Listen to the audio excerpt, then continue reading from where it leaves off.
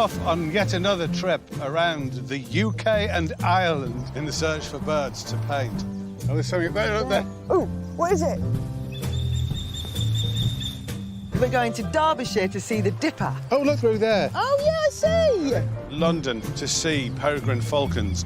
Scotland to see the crested tit. You don't need binoculars, Jim. They're there. Wales to see black grouse.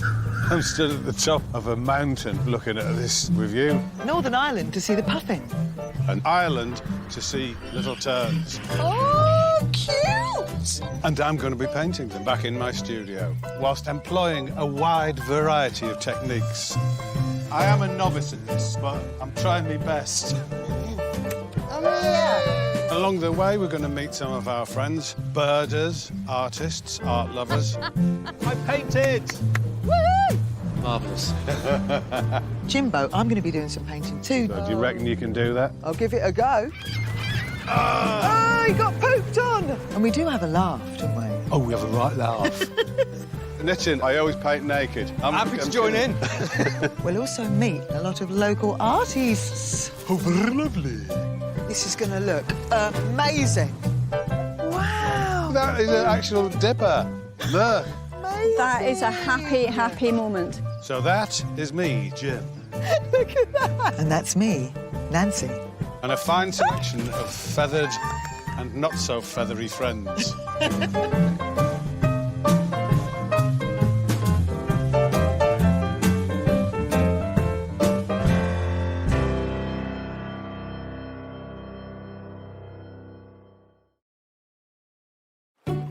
This time, we're going to Derbyshire in search of the delightful dipper. Jim, do you love dippers? Yeah, they're my favourite aquatic songbird. Really? Yeah, everything they do is unusual. They're the only bird in the world that does what they do. I'm going to try something new, fairly new to me. I've done it once before, and it's a wood cut into a block of wood like that, and then print it off. Well, I've already done the sketch of the dipper. It's quite simple. And then what I've got to do now is transfer this onto the wood block. And the way I find best to do it is to photocopy it. Then get a bit of carbon paper like that, lay it up, get it all square, and then you just simply draw over the photocopy of your drawing. Dippers are really, well, they're an anomaly. They're strange. It's their own kind of thing. The shape of a wren, but a bit bigger, about the size of a starling or a blackbird.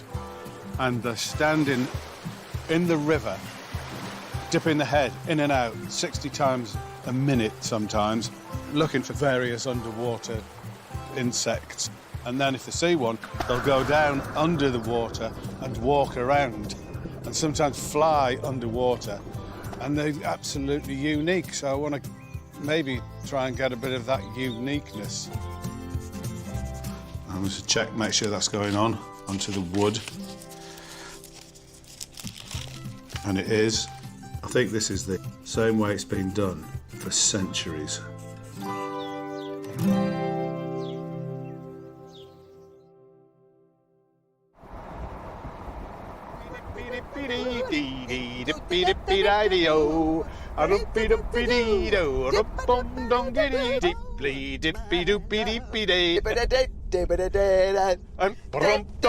Did you know this? Jane Austen said there's no finer county in England than Derbyshire. I'm not surprised. It's swell. Yeah, it really is. Anyway, we're here in the Peak District, and you can tell why it's called the Peak District. Look at all those peaks. All the peaks, yeah, it's so stunning here. Now, if we want to find a dipper, we're going to have to find the right kind of river for it.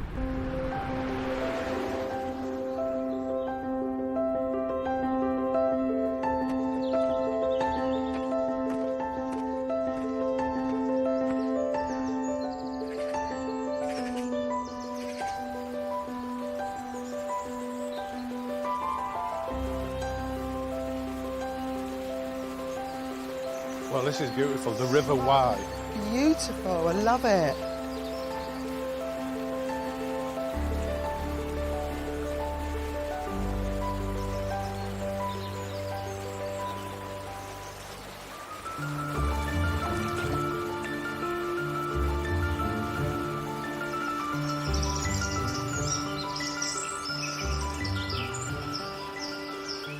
seen a lot of stuff. We've seen water voles. Yep.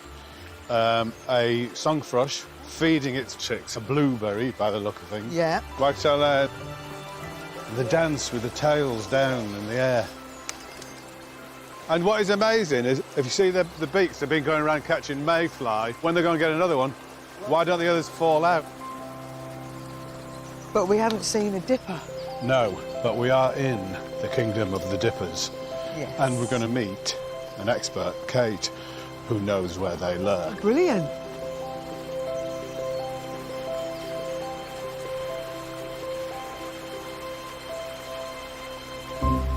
Hi, Kate. Hi. How are you? Good. Nice to meet you. Hello. What a beautiful day. Isn't it? So, any sign of any dippers? Yes. Well, I'm just looking out now. Over here, on that rock, there was an adult feeding a juvenile. Oh, fantastic. But I think they might have just dipped off, unfortunately. And it was flying between the rock on the side. Oh, look there, that's through there. At where's the, it? at the back. At the back, little rock at the back. Oh, yeah, I see. You got it? Yes. Yeah. The juvenile. Where's the nest? Well, they nest in banks and Yeah. crevices. This is a really great spot for them because there's lots of places for them to hide. Are they called dippers? Because the movement, Yeah, or they- because they dip their heads in and out? Well, no one really knows why they make the dipping motion, and there's a few suggestions, and one is that they're hiding from predators, and one is it's a sign of communication, and the third one is that it makes it easier for them to see underwater, but it's not really... No one no really one really knows. knows why. I just got a glimpse Yeah. of the white eyelid. Yeah, they have a sort of third membrane so they can see underwater. And they also have a thicker bone structure, which makes them heavier, so they can sink underwater. Like a diver's belt. Yeah, exactly.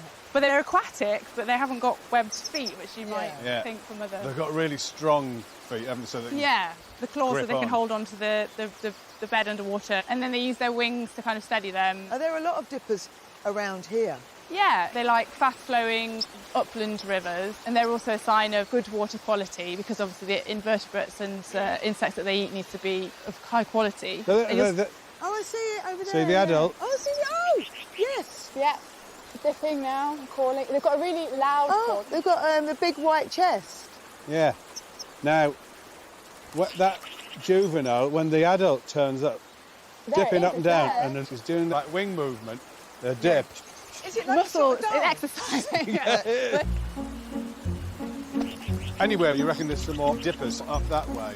yeah, Well, thanks, Kate. we'll dip off. Thank you so much. Thank you. Lovely to meet you. Bye. Bye. Bye. Bye.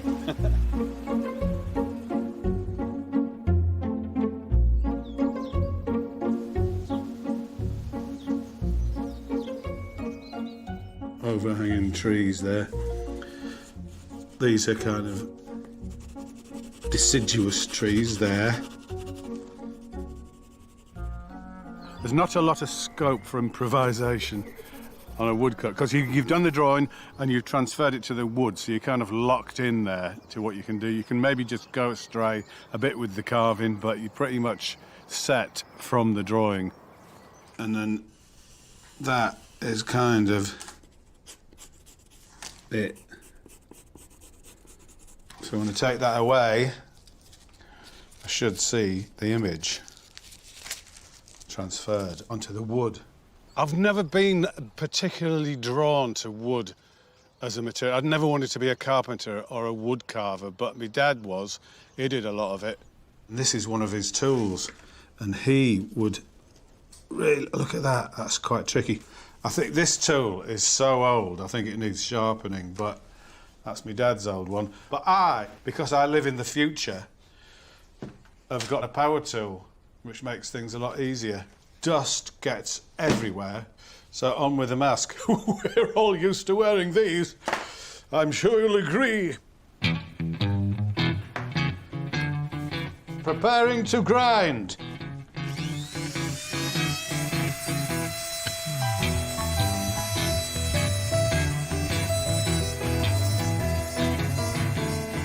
thought you've got to push yourself and try and expand what you know by experimenting.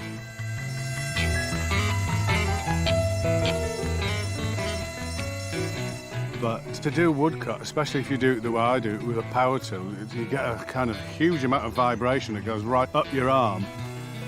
And you do need to be fairly strong.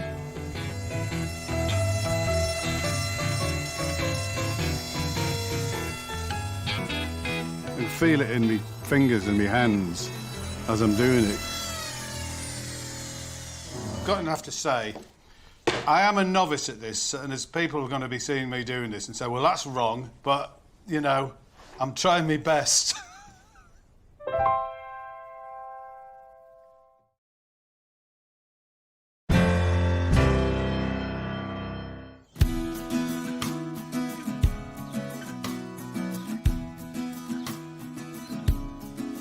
In this series, I want to try new things, like woodblock printing.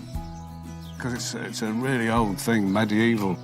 Also, I've been influenced and impressed by Japanese woodcuts. I really like the way that when they feature birds in, that they put a lot of branches in and landscape. So I want to do that. I want to tell that story of where it is. I think a dipper's probably perfect for doing a wood carving. It's quite a simple bird. And also, I'm only using one tool, so I'm kind of using it like a pencil. You can dig in a bit deeper just by pressing harder. When you're doing anything like a wood block, and you know that when you turn it over and print it, it's going to come out in reverse. It's really easy to do a reverse image. You just have to not be stupid. If you can't write backwards, don't bother doing it. So what I'm doing is to create the light and shade. You dig into the wood, and the area that's not going to touch the ink is the white. And it's just going to be a kind of suck it and see experiment. I'm still learning.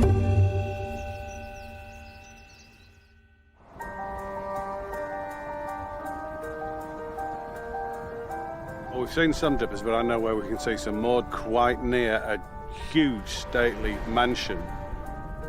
OK. Welcome to Chatsworth House. Wow, look at that.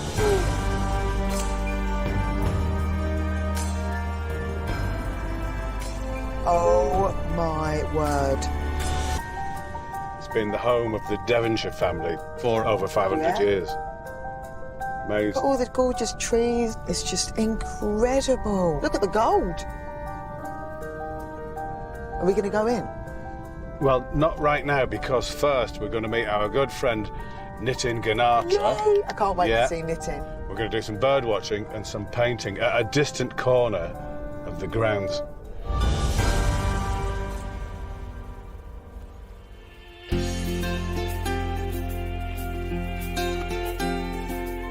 Hiya. Hello, Nitin. How are you? Yes, Lovely to good. see you. I'll stay with you. Good day. Good day to you. Yay. What a lovely day. Good morrow. And what a lovely spot. I know, it's beautiful. Is this your realm? No, it's not. I'm an inner city child, so I am a fish out of water. And we're going to do some bird watching and some painting, and these are your paintings, aren't they? Yeah, well, my favourite bird is Mr. Sparrow. Yes. And this little character has been in a lot of my paintings, as you can see. Yeah. It's really lovely. Get ready for this Oh, one. go on. Whoa! I paint what I feel, Yeah. rather than think too much So about is that a it. good feeling? Yeah, I think so. How much do you paint now? As much as I can. Well, why don't we go and do some?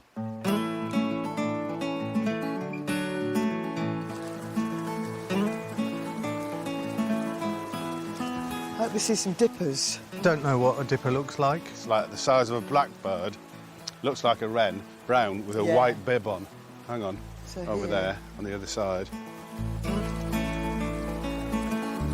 Let me just get closer and have You're ready to a more go. intense look. Dipper. Two juveniles And the mummy. and the adult. I need to see a dipper. Yeah. Oh, wow. Gorgeous, aren't they? Oh, look at those markings. with that white bib. Yeah, my association with dippers were pickpockets on the underground. Well, I thought this was a good spot to do some painting. And there you are, there's your station there. Well, this is breathtaking, isn't it? It's a nice view, isn't it? So when I'm in my studio, I like to paint birds, and when I'm outside, I like to paint landscape. You're going to do watercolours, right? Yes. So am I, but there's a twist. Go on. I'm going to put some watercolours onto this canvas, and I'm hoping that they're going to dry, and then over the top, I'm going to put really thick acrylic. So you're just going to maybe see a bit of the watercolour coming through. Well, I'm going to experiment because I tell you what, I have never done landscapes before. I tried a poppy field once from a photograph. It was a disaster. So you're confident that you can pull it off? No, not at all. But I'm going to enjoy the process. Knitting, I didn't mention this before, but I always paint naked. OK, well, I'm happy to join in. That's about as far as I'm going to go. I'm rolling my sleeves up because I mean business. Yeah, come on, let's get to it.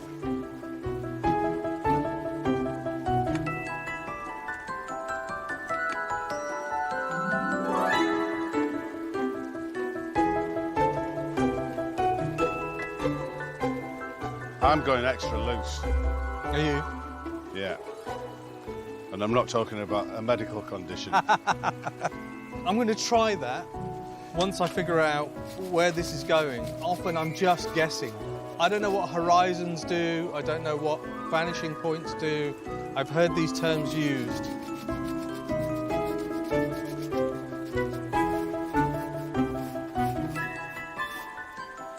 Oh my goodness, that's great. I'm just hoping it's going to dry. I really want it to dry fairly quickly.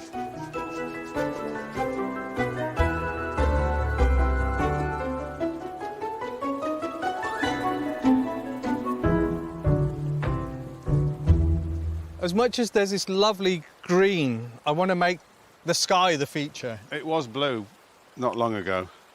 I'm using a trowel. Look at that. That's blue, isn't it? You see, I love your bravery. Here's another thing. Extra coarse pumice gel. Which is? Do you ever use a pumice stone on your feet? Yeah. Well, that's the same sort of Same thing. What you do is scrape a bit into your pot and it'll end up like really thick. See? Oh, wow.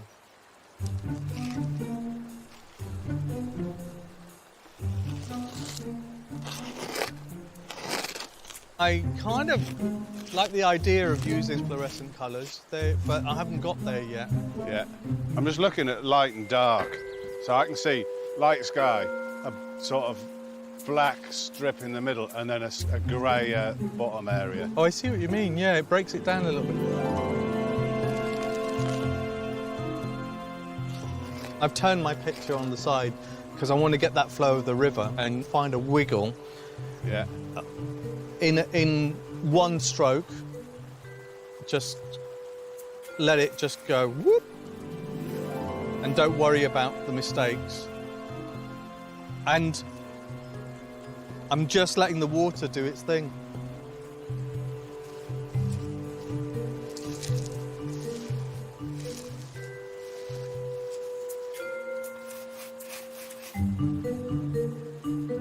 Do you like that stance that I'm bending to look, see That's what you're a doing? powerful stance. I often adopt a powerful stance when I'm painting. It's making me lean as well. It's getting to near where I want it to be. It is impressionistic, this. So I've got, this is that big tree there, and these are representing some of the branches. I'm scratching them in and then letting some of that colour underneath through. And this doesn't frighten you at all? No, I'm actually really enjoying it because I've not really done this before. This isn't what I normally do, but I appreciate people who do it, so I'm having a crack at it. Yeah. You know, you've got more paper there. Maybe leave that to dry a bit. Yeah. See if you can do something else on another piece of paper. Yeah, that's a good idea. I'm going to take that off. Let that dry.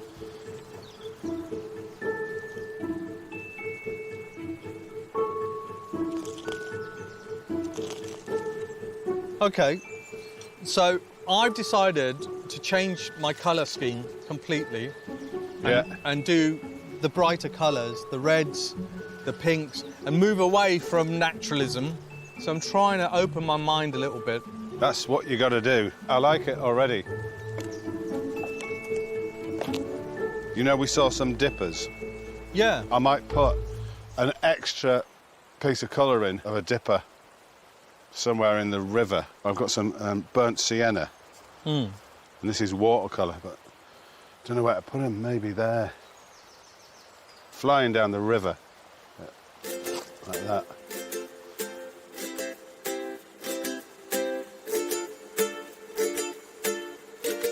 Oh, I'm finding something here. What is it? I'm using a pencil on wet paint, and it's smudging it in a really peculiar way, which I like.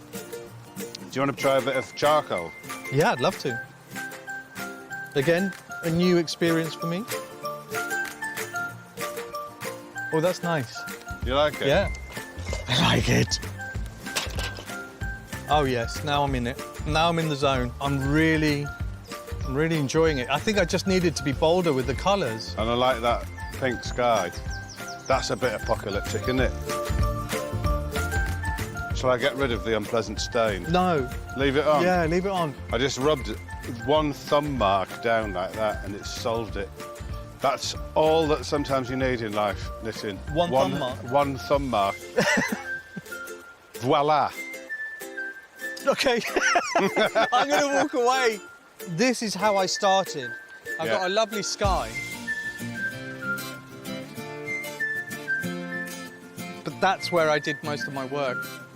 I like it. It's good to try something you've not tried before. Yeah.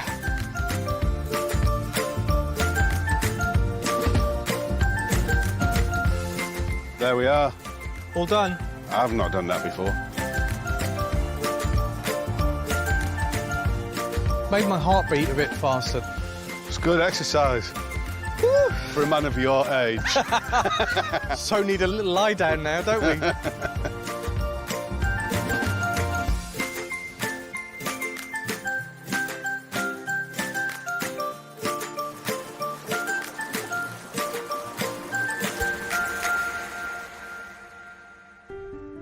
What are you doing? I'm doing a dipper. This is its eye. I've always been a big fan of the dipper. And we got this. A bit more shade, a bit heavier around there. They've got a slightly upturned beak for scooping things out of underneath of rocks.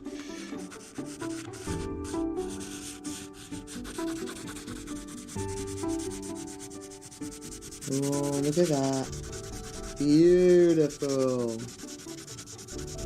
That's quick pencil work, isn't it? Because I haven't got any chestnut. It's going to be black. What are you doing now? These crinkly feet.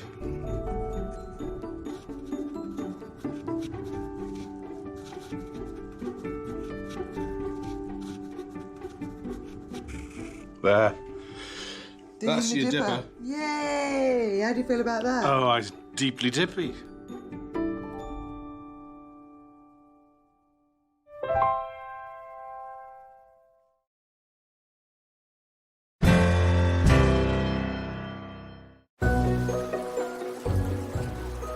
I love dippers. Do you heart them?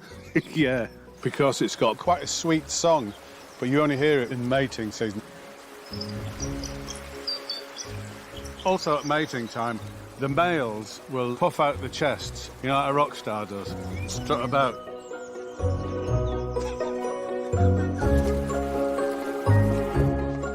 Like Roger Daltrey.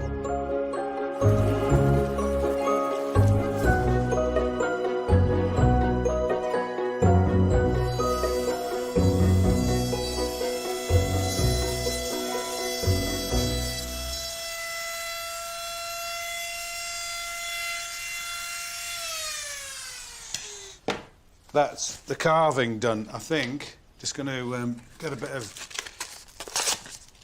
sandpaper and then just smooth it up.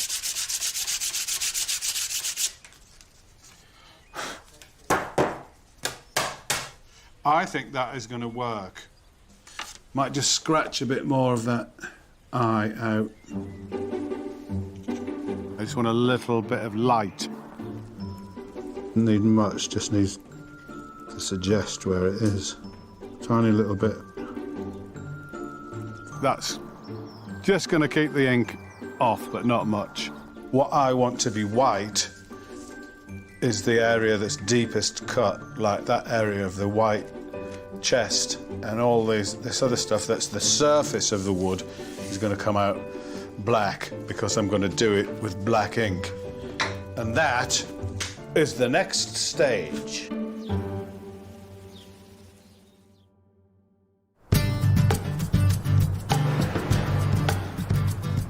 We've done the dippers of Derbyshire, right? Now we're going to stop off and have a look at some ring ouzels. Have you ever seen a ring ouzel? No. I have only once when I was young. And they're like a smaller, more upright blackbird, but like they've got a napkin on. And this is Stanage Edge. It looks beautiful. It looks busy.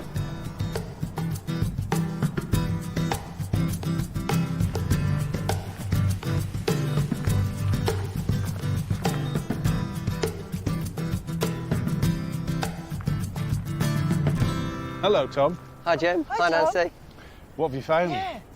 Well, we've got a fantastic ring ouzel nest just in this this flat rock face you can see above us there on the right-hand side, about 10 or 12 feet up from the ground. They love these rock fissures and the gaps, so there's almost like a little cave, and that's where the nest will be inside. I reckon they're in the warm, aren't they? All looking after the eggs at the moment. Absolutely. We actually know one of last year's birds probably went back to Morocco, has now come back here already, maybe to raise their own chicks this year. That's brilliant. And we have our researchers and our volunteers that come up in the spring. They'll find where the nests are and they can put these signs out, and then that means that some of the people that might be kind of climbing in the area, they know to avoid that, so they can let the male and the female, you know, get on in peace, doing the important work of raising those chicks. We've seen dippers. They've got the bib on. They're both ouzels.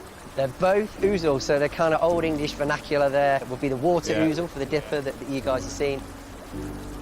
What is that bib of that white patch? I guess it's a kind of a sexual selection thing, you know. So maybe the kind of smartest bib, you know, he's going to be the smartest male. He's the one to pick for the season. Have you got? I got a bib from the hotel because I thought I'm going to go and see a ring ouzel. Did you get that from the hotel? Yeah, I borrowed it. Look, do I look like a ring ouzel? I tell you what, Jim, I fancy you even more. Do now. you? I mean, you know, how can you resist that? I thought it might encourage the ring ouzel.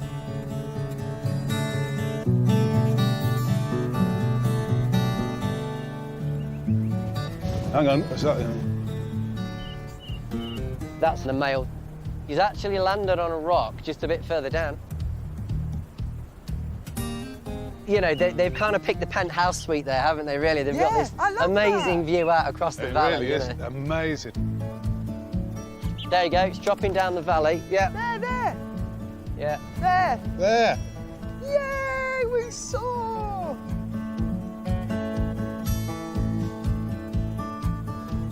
I'm going to draw Stanage Edge because I'm intrigued by it. Did you bring your ouzel? So you? Hey! Me ouzel easel.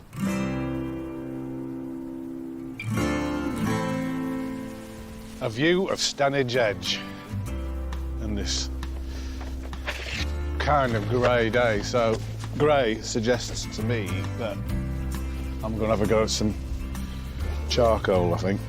I'm going to put my painting hat on. My new painting hat.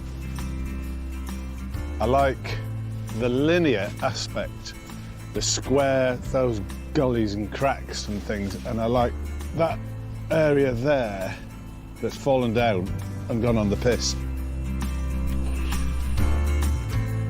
So I'm going to block this in pretty black because it's quite a foreboding place. Right, well, the sun's coming in from that direction, so there's the shadows there. Some more shadows appeared down there. Some dramatic shapes up there. So it's kind of looking very, blocky and angular, but I like that. Now, I think I was going to give it a really bold edge because it's turned out to be more abstract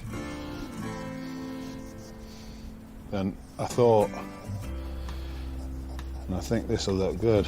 So the ring ousel is coming out of there. I'm just going to put the ring ousel in there. Just flying out. And there is Stanage edge with a ring ousel flying out of its nest.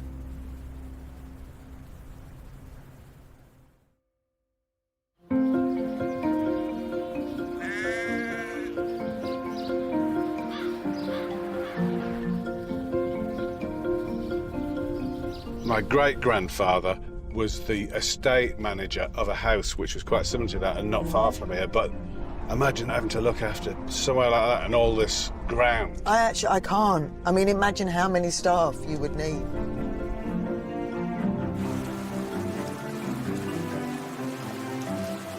Have you had enough of dippers yet? No, I can never get enough of dippers. They're too cute. Yeah. Well, you know, you said you wanted to hold one. I want to hold one, cuddle one and caress one. Well, now we're going to see Vivian, who may allow your dreams to become a reality. Ah, yes. How about that?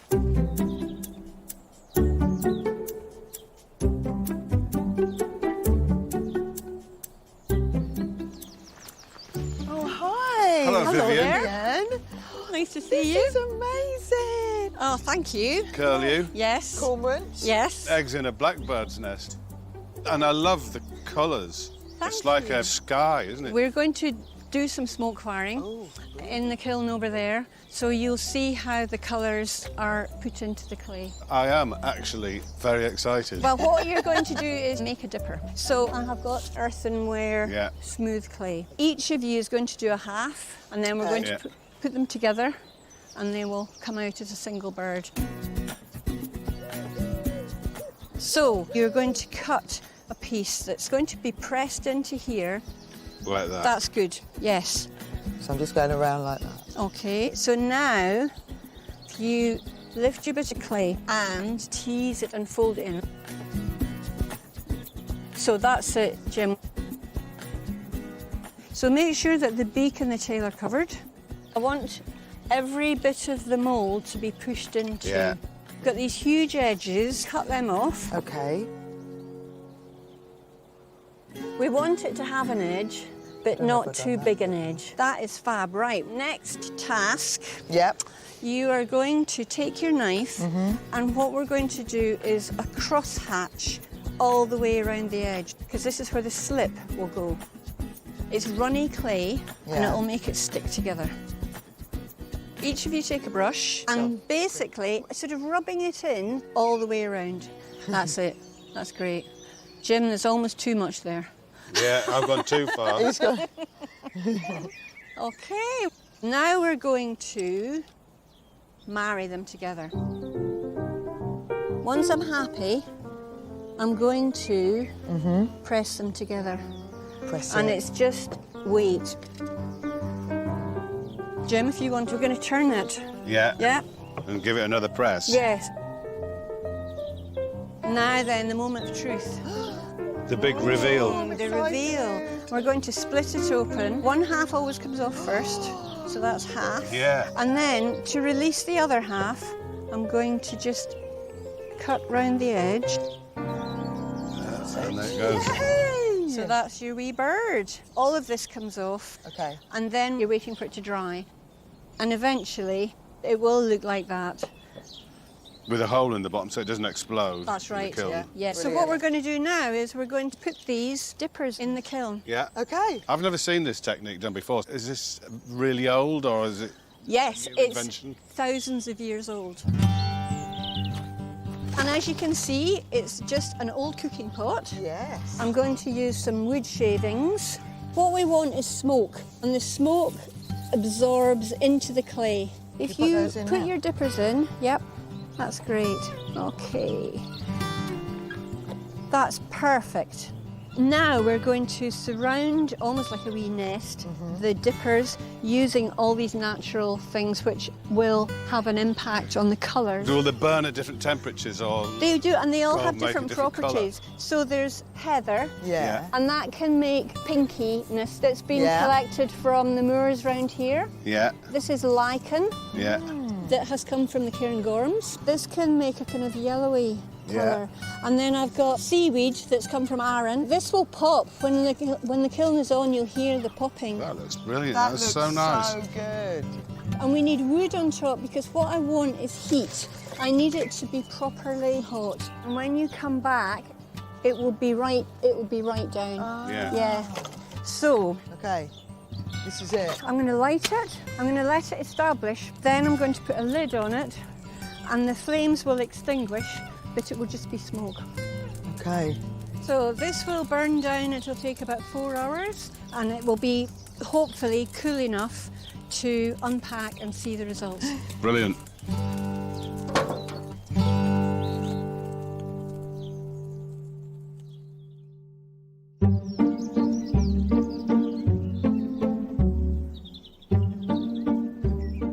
This is the point of no return.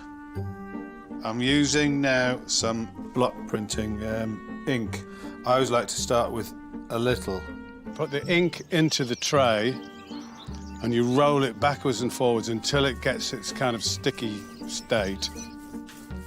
Makes a sort of kind of sticky sound. It's looking pretty covered. And you roll that onto the wood block.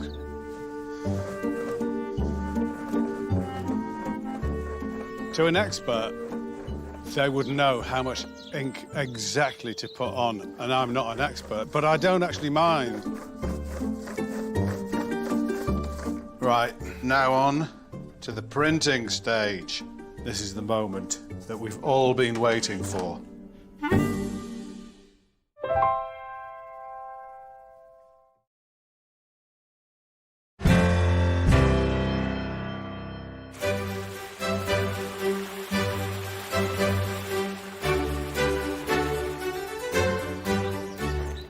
Do you think our dippers will be ready yet? Well, how long did she say? 4 hours. Yeah.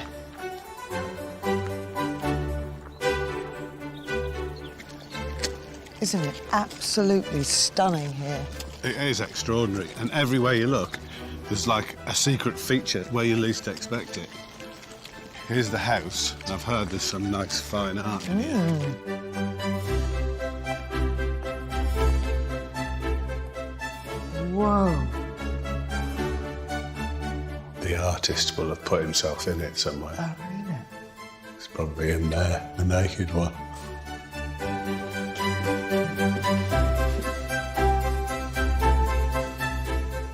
Look at all the birds.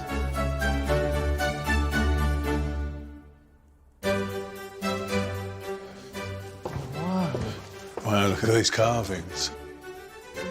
Now, this would have been a dining room. Do you know why?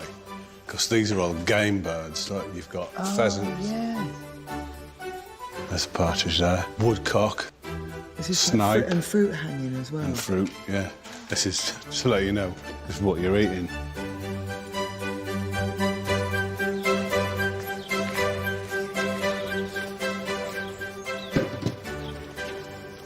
Hi, Vivienne. Hello. Oh, exciting. Yes. This is The it, the time big has come. reveal. Okay, have a look. See what you think. Is it hot?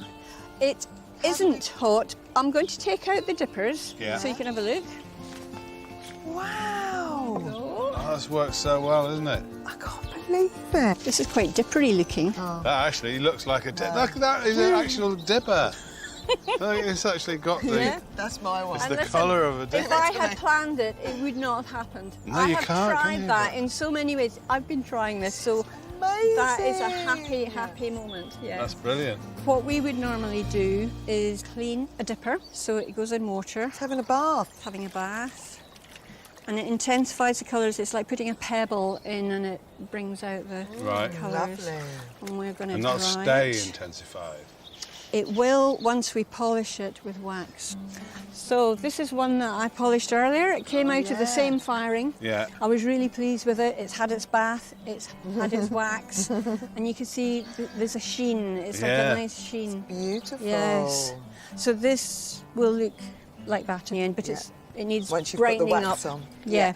That is proper dipper-esque. It's charming. It's charming, darling, isn't it?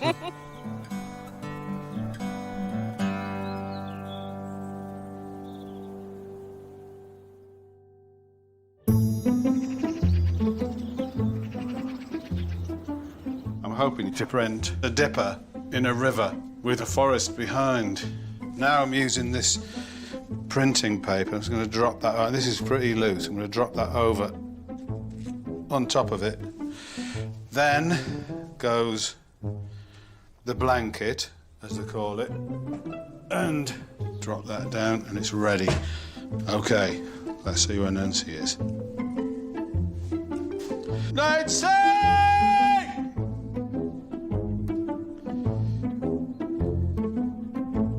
Jim, there's no need to shout. Oh, you said. Right, now you've got the honour to give it 7 presses on that. 7. Ready? Just gonna go for it. Just press it down Okay. firmly. Like that just doesn't go down all the way. Just go 1, 2, 3. Keep going. Can you count? Doom. Yeah, I've gone past 7. Literally, I did about 20. Okay, now ready? Gonna lift it up. Take that off. Take that. And then gently peel off the print. And there it is. Wow, it's beautiful. That's gorgeous. It's worked, isn't it? It really has worked. I like the fact that you can see the wood coming through. Yeah, some of the ink's come off a bit, but that's all right, isn't it? There. What there were, that's like the wood that I really like that. That's what I like, it's natural. And the thing about wood cuts like that is everyone is individual, everyone is different. It's a lonely dipper in a river in Derbyshire.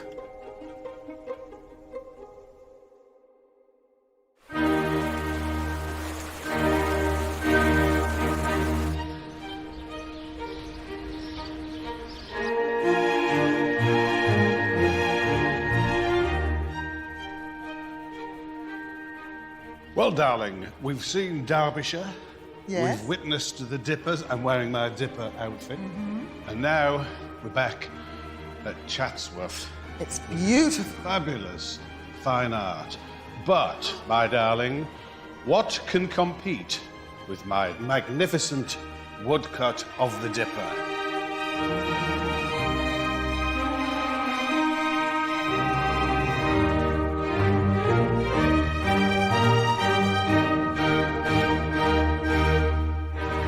Your dipper is divine, darling.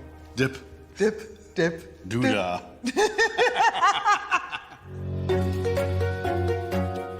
I'm really happy with the way it turned out. Really, actually overjoyed. It's got that kind of rustic feel. I know what it is, and I know it's not an expert woodcarver's print, but I'm really happy with it, and I did it, so I'm even more happy.